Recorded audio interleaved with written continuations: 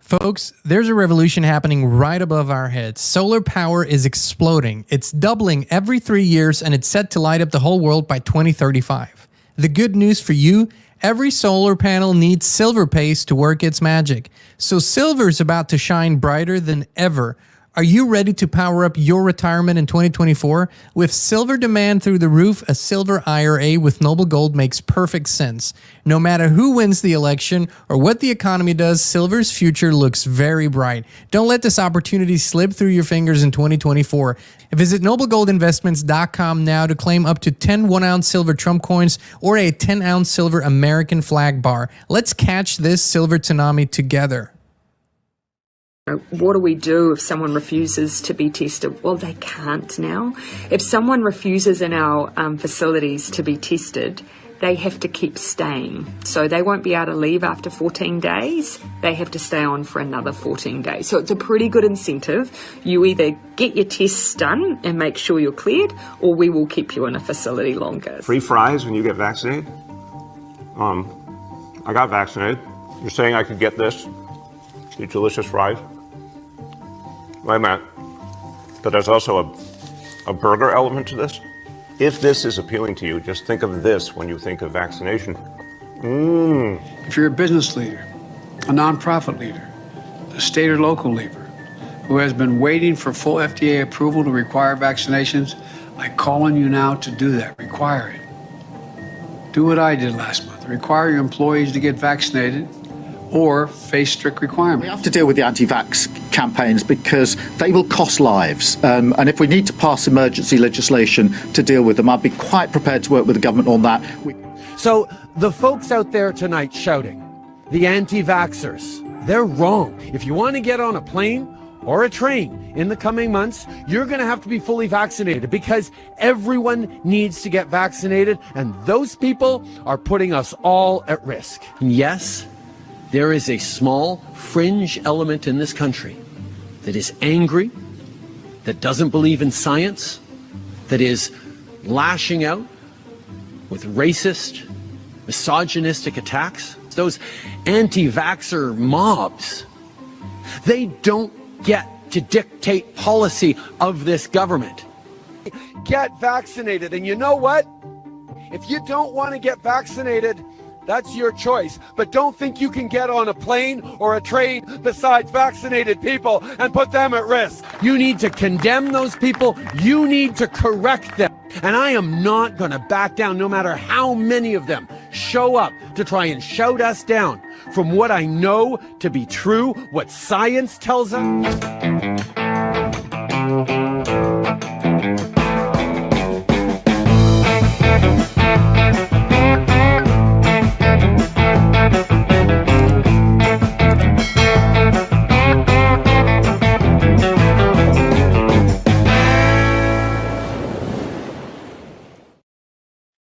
Hey, Inspired Tribe, my fellow freedom lovers, it's John Nolan here. Thank you so much for tuning in. It is Monday, July 8th, 2024.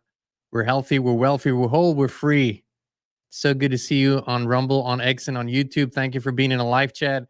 Hayden, good to see you. Ronnie, Catherine, so good to see you all, my friend. Editor, Jeannie, we have Ivan here, MC here. Chris, good to see you, my friend. Jordan, of course, Christine's the wise thumbs in the live chat. Then we see Opeth Divinity. Hey, my friend. Anna is here from Sweden. So good to see you all. Thank you for tuning in. This is especially for those of you who might be newer to our channel or those who, let's just say, have been lifelong voters involved in a political process, believing in democracy. There's a fair trigger warning here. I understand that this program runs deep, but I don't think we can move forward in a good way unless we truly understand, comprehend what democracy really is. And it's the one thing, the one mantra that's repeated everywhere all the time. And I remember growing up in school, I remember hearing it from all the politicians. We must protect our democracy. And what does that mean? So in a very general sense, and why this was such an ideal in so many people's heads is because they were told that before we had monarchies that were de facto dictatorships. It was either the king or the church that was in charge. Usually behind the scenes, they were in cahoots and they were all in charge, and they ruled over the people fiercely. And there was a feudalist system, and the serfs, which were the common people, didn't have rights unless the king granted them some. And it was a very restrictive, brutal system, sure. And then the people began to awaken. These periods of awakening were not new. We see this in previous centuries. And when the people began to awaken, the rulers decided, well, you know what? Let's make the people believe they have a voice. And so they presented the democratic system. And let's just look at a few definitions here before we go deeper into the subject, okay? So here is democracy as defined by Webster's dictionary. Government by the people, especially rule of the majority. This is really important. Remember this, rule of the majority. A government in which the supreme power is vested in the people and exercised by them directly or indirectly through a system of representation, usually involving periodically held free elections. The absence of hereditary or arbitrary class distinctions or privileges. So these are the definitions by the Webster's dictionary of democracy. Then there are people who see just a little different. Let's look at Dan Smoot, who was a famous figure in the 50s and 60s. And he said a democracy is a political system in which the people periodically by majority vote at the poll select the rulers. The rulers then have absolute power to make whatever laws they please by majority vote among themselves. Okay, so this is another way to look at it. Thomas Jefferson allegedly said, a democracy is nothing more than mob rule, where 51% of the people may take away the rights of the other 49. So just a few ambivalent kind of views on democracy, but really what we have to understand is how this entire system operates. So nothing has changed in the background. What I mean by the background, there are ruling families that have been around since time immemorial. And in a higher realm, in the spiritual realm, there is another entity or entities that rule over those ruling families. For those who have never studied this might sound crazy, but that's what you find when you really go deep into it. So within our world, the system that was created was a political system. And in most countries today, the people have been taught that, people from the group of people, some people decide to run for political office.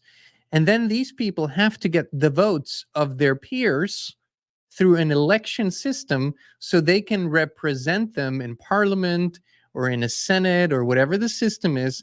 And then they, because they received the majority of votes, can make laws and rules and regulations and decisions.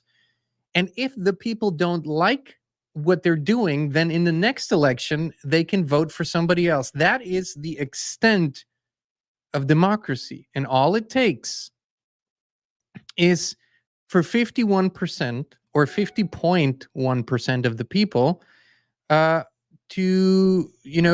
what it takes. That's the majority. And then the other 49.9% of the people can be ruled over. And this is what we have been seeing.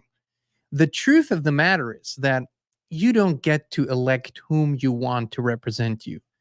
You get to see a few faces that parties present to you that have been pre-selected by those parties, and those few faces then appear on a ballot, and then you go there and have to make a choice, usually between the lesser of two evils.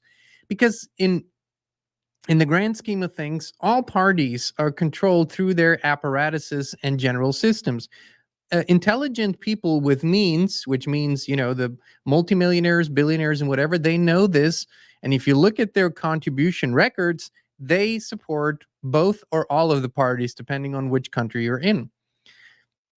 And then you have the subversion of even those limited democratic principles, like recently in France, where this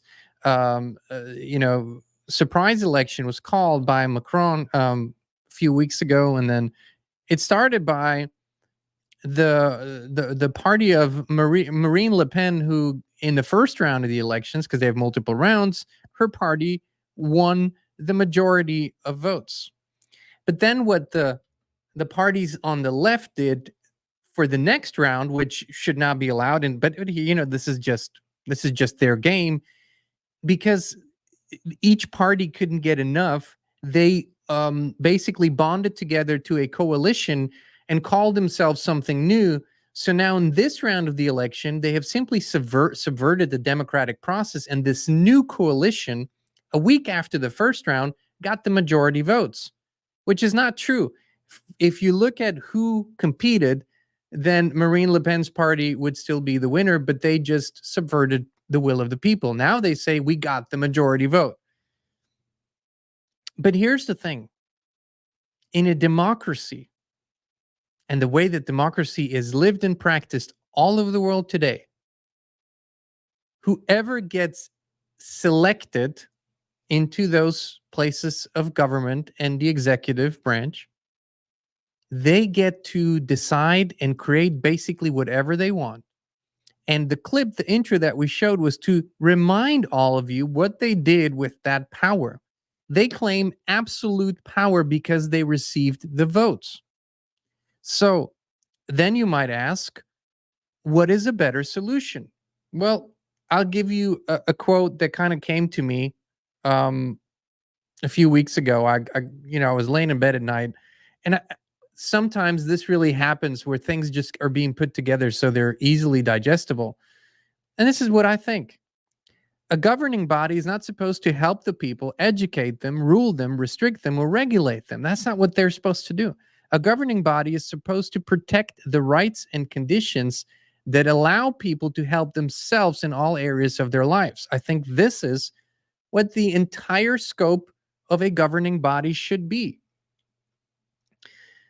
So in a system that was probably, it's closer to what the founding fathers of this nation had envisioned, maybe, you have a clear definition of inherent birthrights that everyone has. And those birthrights are individual rights that you have because you're born, to express yourself freely, to look after your well-being, to fulfill your needs. So there is a few of those rights, the right to worship the way you see fit. And there's a few of those rights that are clearly defined by now that most people accept. And then all a governing body has to do for the common good is to protect them. We don't need people to be in some office, sit somewhere, unbeknownst to us, and make up rules that tell us how to live. That is what democracies do over and over and over again. They're all governed. They're all at the top. They're all directed by the same masters. They all play for the same team. Doesn't matter. Republicans, Democrats, and in other countries you have, instead of 2 parties, you have 10 or 15 parties, but they all march to the same order. They just give you the illusion that they look different. But inherently, they don't want for the power structure to change. All they say is, now I want to be in power, and now I want to do what all the others before me got to do. In America, there's a theory that has been executed pretty much through all presidencies, that whatever the president does, because of his constitutional directives, or the directive that the Constitution has for the president, whatever the president does is right because he does it. there is now the Supreme Court ruling of immunity for official acts, which again, you can argue pro or contra, but basically what it tells us, combined with what the Constitution prescribes for a president, with this new Supreme Court ruling, you basically, and this is, you basically have a king. There are certain ways to remove that king. The most popular one in history has been the JFK method, and then there are other ways to do that. But basically, the way that they think of themselves, presidents, or the way that most people in parliaments and representatives, congressmen, senators think of themselves behind closed doors, because I've had conversation with such people, conversations. They do not even think about the proper relationship between the people and government.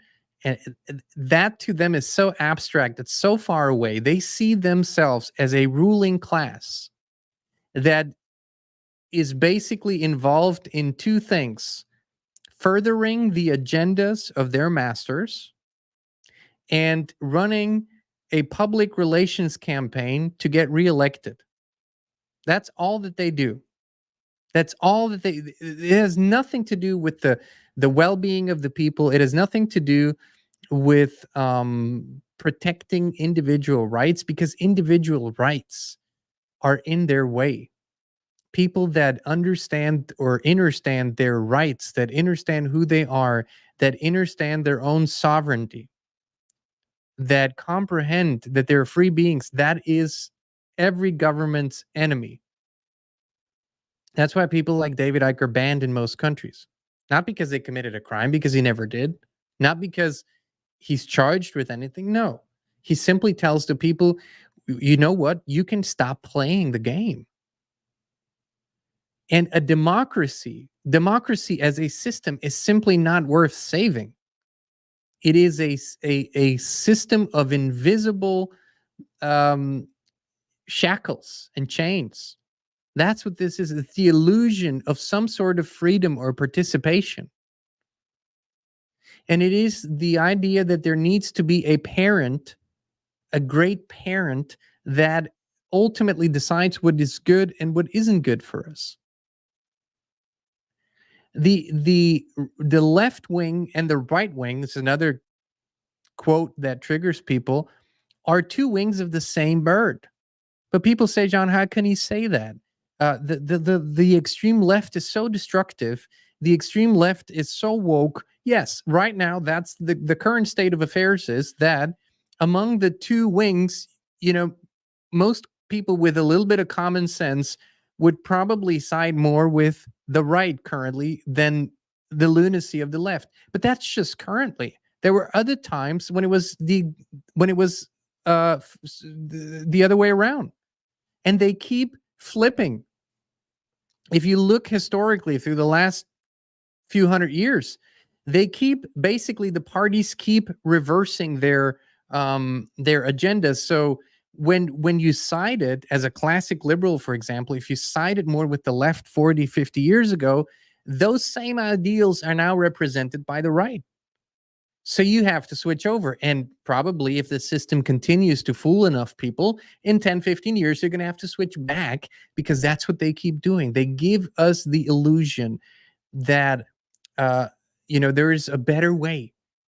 If you don't like the Democrat, vote for the freaking Republican. If you don't like the Republican, vote for the Democrat. That's been the game for so long.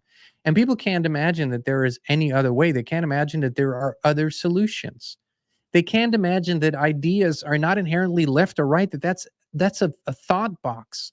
That is a box that was created so people can bond and divide, right? Some people bond and then they fight against the others who don't bond with them. That's what these boxes are for. An idea is not left or right. It's stupid. It's completely, it's idiotic to think that. It's idiotic that you today, if you say, hey, I think this and I think that, oh, you're right wing. And I think this and I think, oh, you're left wing. No. Who defined ideas as left or right? Somebody created those boxes, and they did it on purpose. The well-being of the people was not what they had in mind. They want to create boxes so people fight with each other. Let me ask you this. Do you think that it is a good idea for us to have clean water, clean soil, and clean air? I would like to meet the person who doesn't think this is a good idea. For us to have clean water, clean soil, and clean air. Isn't that the prerequisite for a healthy life and for everything else? Clean air, clean water, clean food. So, is that a right or left idea? Let me ask you this. Shouldn't it be, we are, by definition, and you know, our actions tell us this, we are, in terms of our abilities, we are the most evolved species here. Some would say the least evolved because we actually destroy ourselves and others. But having that capability points to we are the most evolved. How we use those powers is a different question, but we are. So how come that every other species on this earth, in this realm, has a dedicated place to live, but us? We're the only ones who make ourselves pay for it. Is it a good idea? In every country, the federal government, which by their own definition actually means the people, owns a substantial amount of land. I say that every family who chooses to should receive, let's say, 2 acres of land, 2.5 acres of land, so they can sustain themselves, grow their own food, get their own well water if possible. Create, you know, that, for example, that little idea, it isn't mine, by the way. That idea has been around for a while now, especially since the Ringing Cedars books came out in the mid 90s, which sparked a revolution in the Slavic countries, and it came over to the West. The idea, if you would ask me today, what would be the best possible way to save and serve your nation? What would be the best possible way to heal your nation? What would be the best possible way to create peace, harmony, clean air, clean water, clean soil? It would be for people to have gardens. Nothing is a greater solution or path to solutions than people having healthy, beautiful gardens everywhere. This is the most important agenda there is.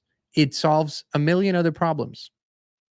It solves poverty, hunger, sickness, polluted air, because it cleans things up. It solves a lot of the problems of depression, a lot of problems of homelessness. So there's a whole slew of problems that will solve. Now, let me ask you this. When did you hear any candidate or politician advocate for this? When did you hear them say, hey, by the way, I've been thinking about this, and I think it's crazy that most people have to trade, I don't know, hundreds of thousands or thousands of hours of their lives to pay off a mortgage that then gets taxed every single year, which is perpetual rent to the government, so they can have a dedicated place to live. This is insanity. Who owns the land? Who owns the land? The people do. Actually, nobody owns the land, but in a nation formation, the people own the land. So why don't you have a space to live? Why do you have to fight, struggle?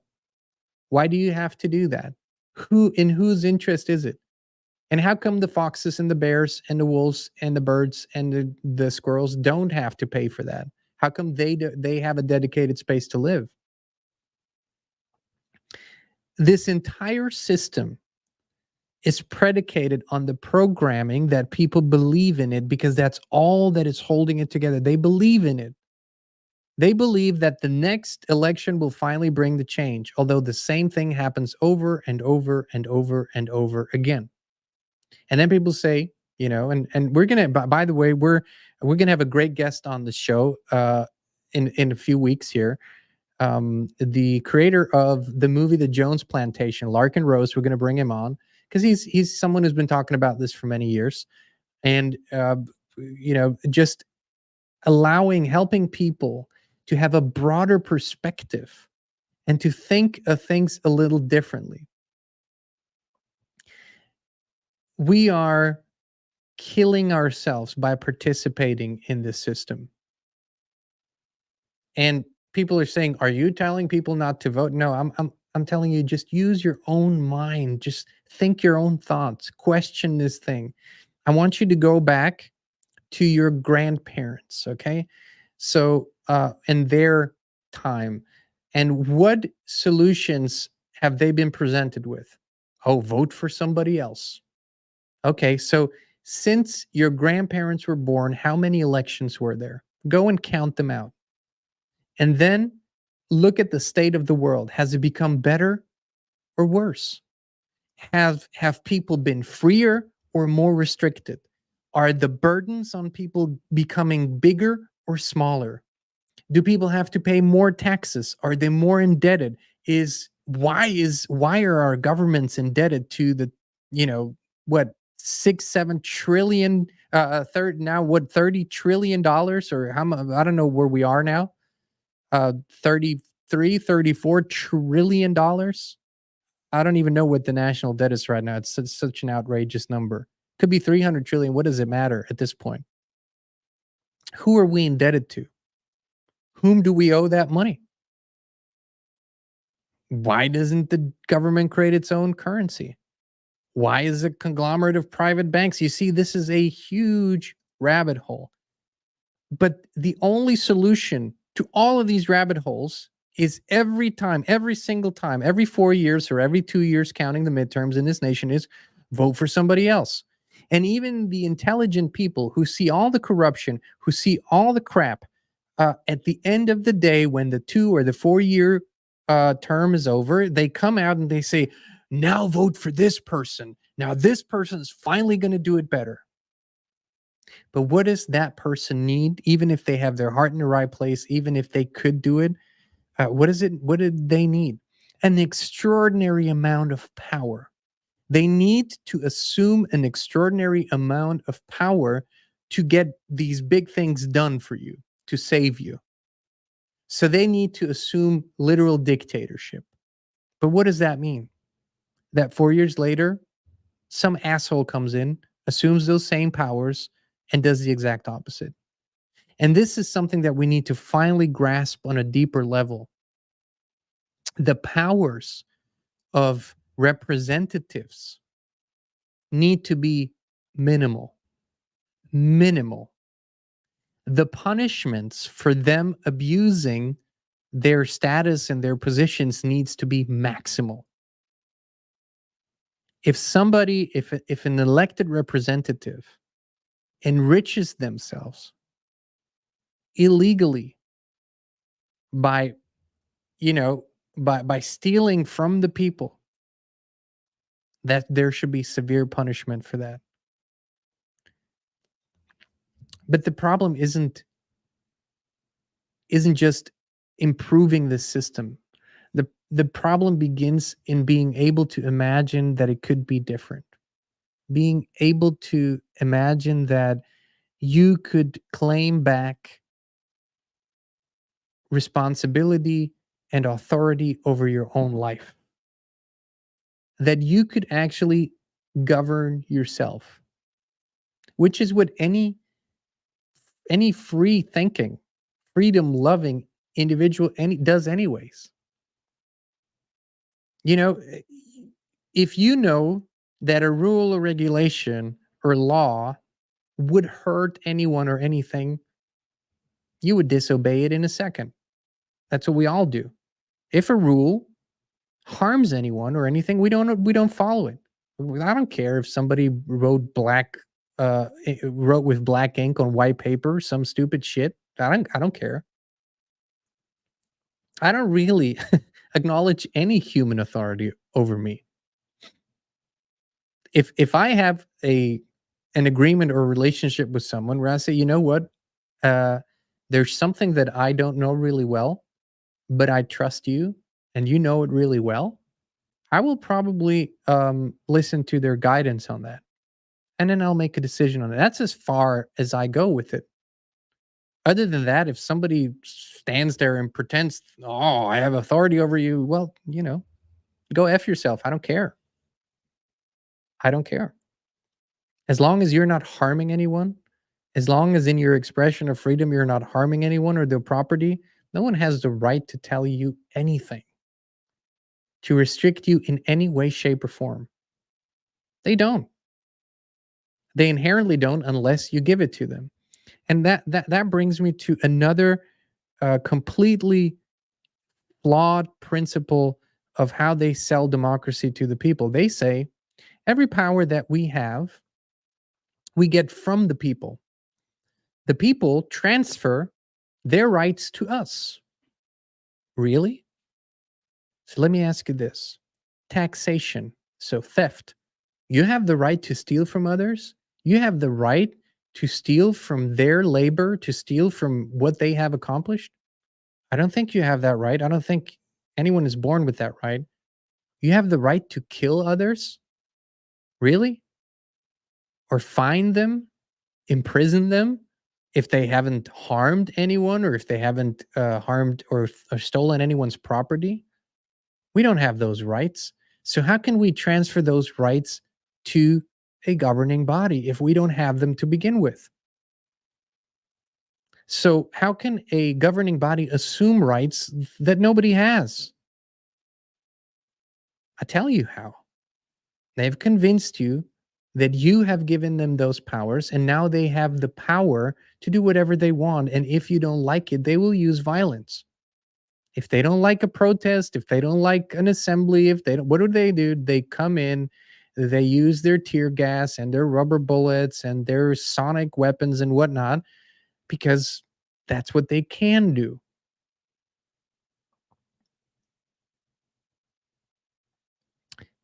I'm not anti-government because I don't like the word government at all, but I do believe that any society, a group of people that lives together and that shares similarities in their culture, that lives in close proximity to each other, will always establish some sort of system that allows them to live with each other peaceably. I mean, that's just nature. I'm not against that.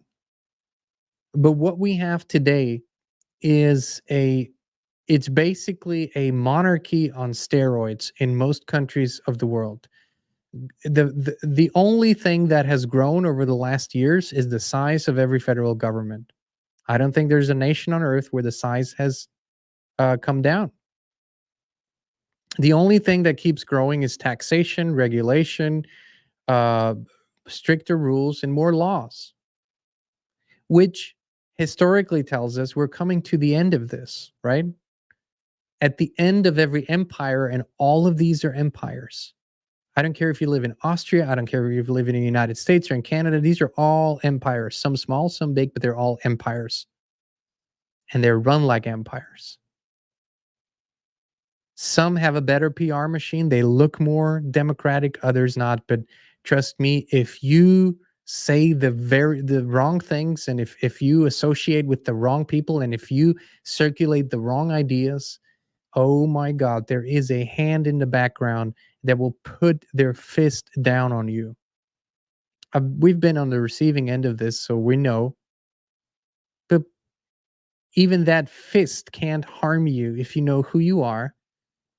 And if, most importantly, you're not afraid. And this is, while so many people are struggling to find solutions, the most obvious one they don't want to see. The most obvious one is the game is rigged. The game has always been rigged. The game was rigged from the beginning. The system was rigged from the beginning. It it didn't turn this way. It's not like, oh my God, over the years, this was rigged from the beginning. So what can you do when a game is rigged? You walk off the freaking field and you say, I won't play anymore. How many of you have ever been in a tournament of any kind of group sport, whether that's hockey or soccer or football or baseball, whatever, and the game was clearly rigged. The referee was paid off. So what do? If you know that this is what's happening, you gotta walk away, or you're participating in the lie. So walking away simply means I will not participate in this. And because I don't participate, no one can tell you that you are subject to it. Because even those democratic rulers have to periodically tell you that it is a government through consent. And what they don't tell you is, how do you consent? You consent by participating in the prescribed activities. If they can get you to do what they want you to do, then you have something that's called implied consent. Think, rather than trying to figure out who the best candidate is, the best of the worst, why not use your time to think about how can you best direct your life in your own ways? How can you best take care of yourself and your family? How can you best create the best possible version of yourself in your life? Regardless of who claims authority, of who wins mostly manipulated elections. In one way, shape, or form, every election is manipulated. Has been. Because, as I said, it's the appearance that matters, not the actual thing. Do you think they actually want you to have a hand in it? Do you think they actually want you to steer the fate of your nation? No, they just want you to think you can.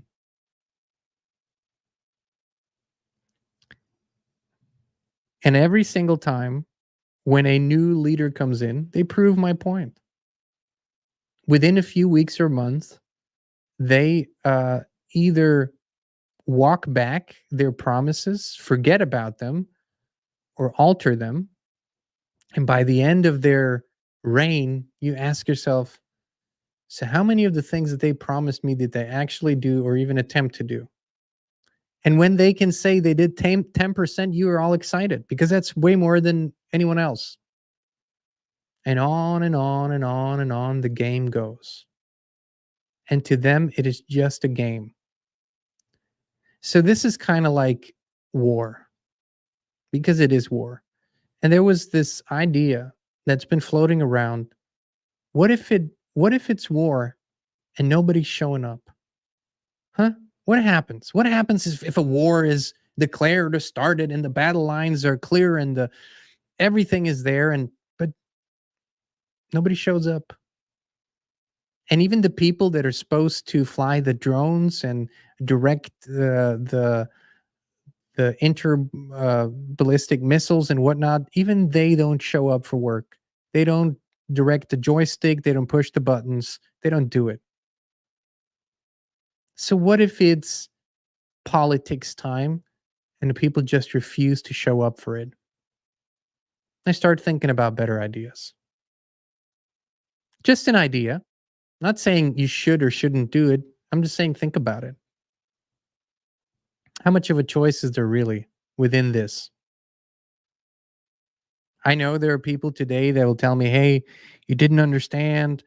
You don't understand the Trump thing. You don't understand the Q thing. You don't understand the White Hats thing. What, even if all of this is true, what do these people need to do what they are supposedly doing? They need to claim absolute power. And even worse, they're claiming absolute power secretly, behind your backs, directing and doing things that nobody knows about, that require dictator-like powers. And then you're saying, but they're doing it for our good. And then what? And then they will return that power To whom? You see how that goes? It's always the same game. And this game has been played many times before in history. This game's been played many times before in history. There's nothing new about it. This is what real controlled opposition is, by the way. It's the worst kind because it makes people believe that something is being done on their behalf. And all they have to do is watch the movie and trust the plan. Watch the show.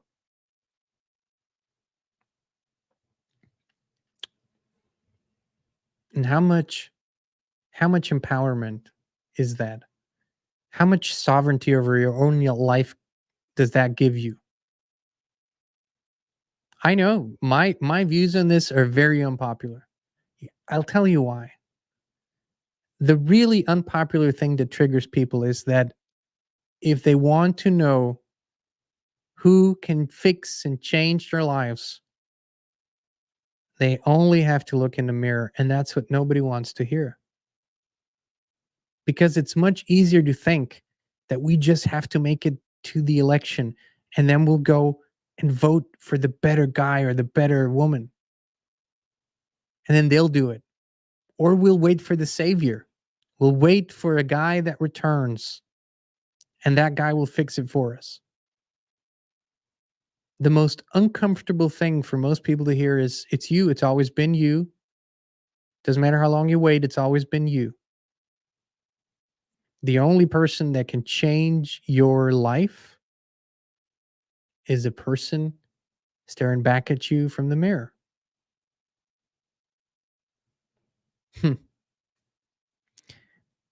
I used to fight against that message because I always had that one or two exceptions to that rule. I always had that, but you don't understand my situation. If you knew what my situation was, you wouldn't be saying this. If you understood that it isn't up to me, but that someone hasn't kept their promise, and that's why there is a million circumstances, and I don't want to somehow diminish those circumstances or pretend it's not difficult or challenging, because many circumstances are challenging. But there's an old saying. It might not have been your choice to be poor, but it is your choice to stay poor. This is very challenging. It might not have been your choice to get hurt, but it is your choice to stay hurt. So it might not have been your choice to be unfree, but it is your choice to stay unfree if you choose that. And so that is what this moment in our shared story is about.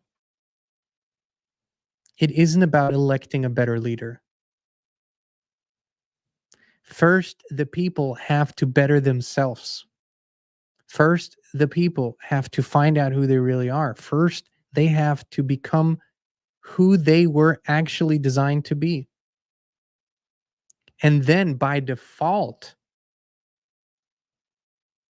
a better way will appear. We can't vote ourselves out of this. I'm sorry to say, we can't vote ourselves out of this. We have to become that which we truly want to see in the world and not hope that someone out there will do it for us. So we can argue all day long about democracy and who the best party is, Republican or Democrat. There used to be a few more parties in the history of the United States. We can talk about all that all day long, but that's not going to solve the problem. We are going to. And in some cases, we already are. That's where freedom lies. That's what true freedom is. It's 100% responsibility over our own lives. All righty, my friends. Thank you for tuning in. Thank you for being with us. Thank you for going through the triggering subjects too. And by the way, we heard you. You might have noticed. we lowered the horse so you can see the whole horse. Somebody said they were tired of looking at a horse's ass. They weren't looking at a horse's ass. She's laughing. Right? An assumption. It wasn't a horse's ass. So here's the whole horse. Love this beautiful painting. And we're going to close this out with my most recent song that I released a few months ago. It's called Time to Be Free. All right, my friends, have a blessed day. We love you. We appreciate you. We'll be back with you again very, very soon.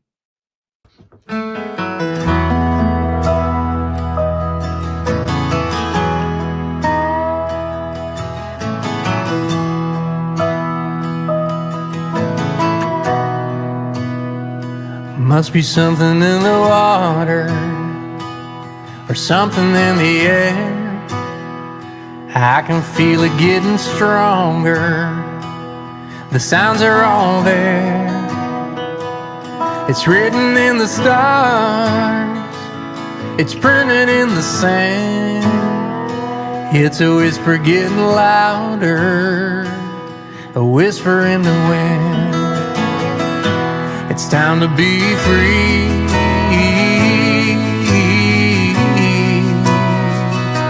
It's time to be free.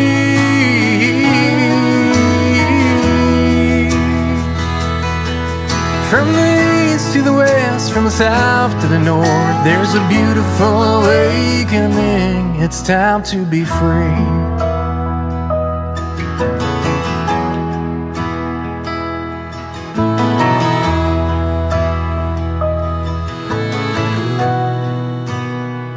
I can see it in the faces of strangers walking by.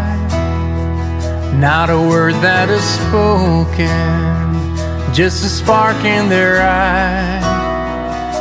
A spark that lights a fire deep down in their soul. Ain't nothing that can stop it once that wave starts to roll. It's time to be free.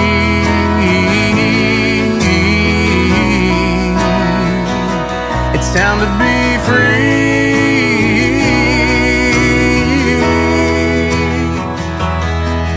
From the east to the west, from the south to the north, there's a beautiful awakening. It's time to be free.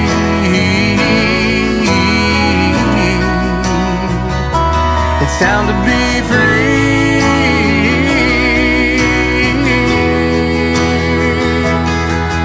From the east to the west, from the south to the north, everybody sing with me. It's time to be free.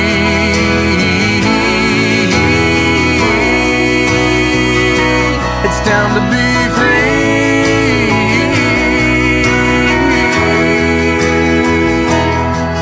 From the from the south to the north, there's a beautiful awakening. It's time to be free.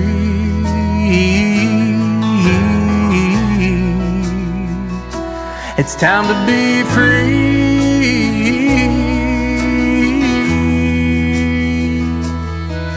From the east to the west, from the south to the north, there's a beautiful awakening. It's time to be free.